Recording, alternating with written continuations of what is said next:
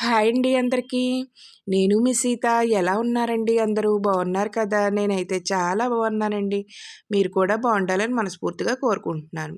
First time నా video చూస్తుంటే please subscribe. ఈరోజు రెసిపీ వచ్చేసి కృష్ణాష్టమి స్పెషల్ కృష్ణుడికి ఎంతో ఇష్టమైన అటుకుల పాయసాన్ని అయితే చేస్తున్నానండి. ఈ అటుకుల పాయసం హ్మ్. చాలా ఇష్టమండి కృష్ణుడికైతేని. దీన్ని చాలా సింపుల్‌గా, టేస్టీగా చేసుకోవచ్చండి. ఈ అటుకుల పాయసాన్ని. దాన్ని ఏ విధంగా తయారు చేసుకుందామో చూసేద్దాం రండి. ముందుగా అయితే ఒక కప్పుతో అయితే లావు అటుకులనైతే తీసుకున్నానండి. ఎలా తీసుకున్నాను, ఇప్పుడు స్టవ్ వెలిగించుకొని ఒక కడాయిని పెట్టుకుందామండి. కడాయి వేడెక్కాక 2 టేబుల్ స్పూన్లు అయితే నెయ్యిని వేసుకుందామండి. నెయ్యి వేడెక్కిన తర్వాత మనం ఇందులో కొద్దిగా జీడిపప్పునైతే వేసుకుందామండి. అలా జీడిపప్పునైతే వేసుకుందామండి. ఇవి కొద్దిగా లైట్‌గా వేయించేసుకుందాం. లైట్‌గా వేయించుకున్న తర్వాత ఇందులో కొద్దిగా కిస్మిస్ పళ్ళను కూడా వేసుకుందామండి.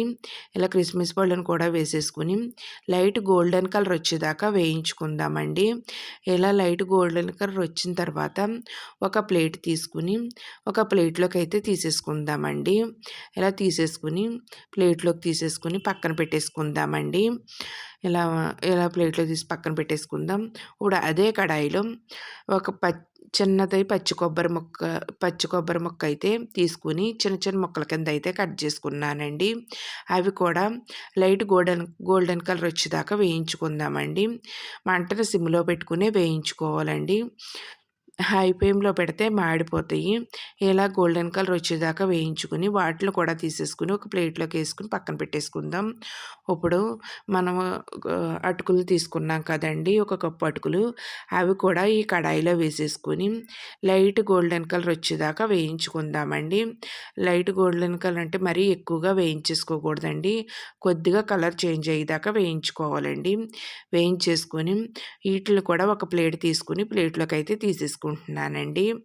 ఇలా అయితే ప్లేట్‌లోకి తీసేసుకొని పక్కన పెట్టేసుకుందామండి. నేను ఒక కప్పు అటుకులు తీసుకున్నాను కదా! 2 కప్పులు పాలను పోసుకున్నానండి. అలాగే ఒక కప్పు వాటర్ కూడా వేసుకున్నానండి. మొత్తం 3 కప్పులు అయినవి. 2 కప్పులు పాలు, ఒక కప్పు నీళ్లు వేసుకున్నానండి. ఇప్పుడు ఇందులోనే ముప్పావు కప్పు పంచదారనైతే వేసుకుంటున్నానండి. స్వీట్ ఎక్కువ తినేవాళ్ళు ఇంకొంచెం వేసుకోండి. కొంచెం తక్కువ తినేవాళ్ళు కొంచెం తగ్గించి వేసుకోండి. ఈ పాలు, ఈ పంచదార బాగా కరిగేదాకా కలిపేసుకుందామండి. అలా మొత్తం అంతా కరిగించేసుకుందామండి. చూసారు కదండీ! ఈ విధంగా అయితే కరిగించేసుకోవాలి. పాలైతే బాగా మరగనివ్వాలండి. ఇలా మరిగి ఇలా ఇలా మరిగించేసుకోవాలండి పాలనైతేని. మనం ఇక్కడ పంచదార బదులు బెల్లం కూడా వేసుకోవచ్చండి. మీరు ఏ విధంగా వేసుకున్నా నేనైతే పంచదార అయితే వేసుకున్నాను. ఇప్పుడు ఇందులోనే మనం వేయించి పెట్టుకున్న అటుకులను కూడా వేసేసుకుని బాగా కలిపేసుకుందామండి. ఇలా కలిపేసుకుందామండి. మొత్తం అంతా కూడా కలిపేసుకుందాం. ఇప్పుడు ఇందులో మంచి ఫ్లేవర్ కోసం ఒక అర టీ స్పూన్ అయితే యాలకుల పొడిని అయితే వేసుకుంటున్నానండి. ఈ యాలకుల పొడి కూడా వేసేసుకుని బాగా కలిపేసుకుందామండి. కొంచెం పలసగా ఉంది కదండి! కొంచెం సేపు బాగా మరగనిద్దామండి. ఈ పాలల్లో ఈ అటుకులు బాగా నానతాయండి. చూసారు కదండీ! ఈ విధంగా అయితే మరిగించేసుకోవాలి. కొద్దిగా చిక్కగా మరిగించుకోవాలండి.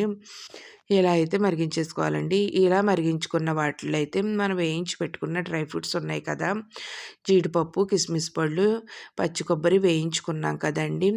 వాటిలనైతే ఇందులో వేసేసుకొని బాగా కలిపేసుకుందామండి. అలా కలిపేసుకుని ఇంకొక 5 నిమిషాలు ఇలా మరగనిద్దామండి.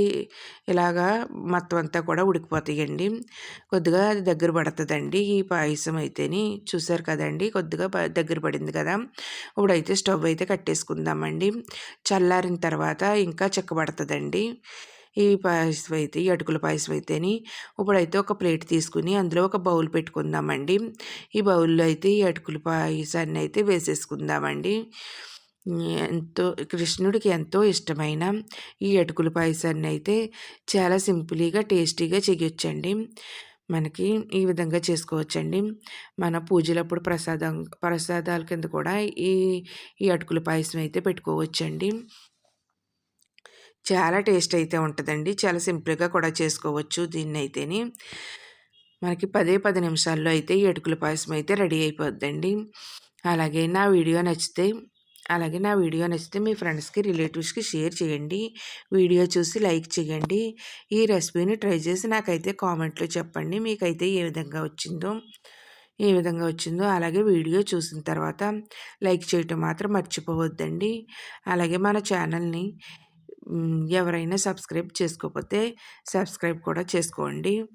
అలాగే చూసారు కదండీ! ఎంతో టేస్టీగా ఉండే ఈ అటుకుల పాయసం అయితే రెడీ అయిపోయిందండి. సింపుల్‌గా చేసుకోవచ్చండి. బాయ్ అండి. నెక్స్ట్ వీడియోలో కలుసుకుందాం.